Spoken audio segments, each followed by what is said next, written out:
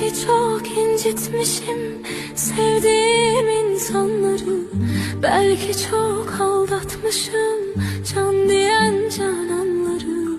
Sonra görmezden gelip yaptığım hataları, umudum var unuturum o günleri.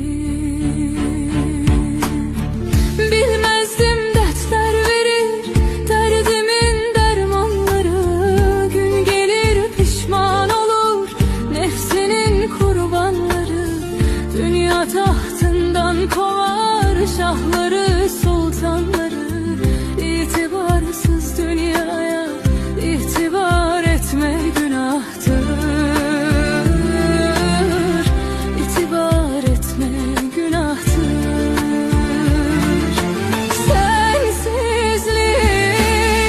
Sensizlik çok çetin dünyada. Gam yazılmış kısmetim, kalmamıştır takatim. Sevmek dünya.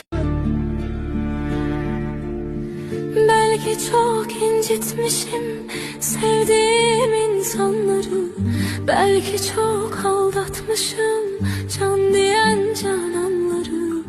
Sonra görmezden gelip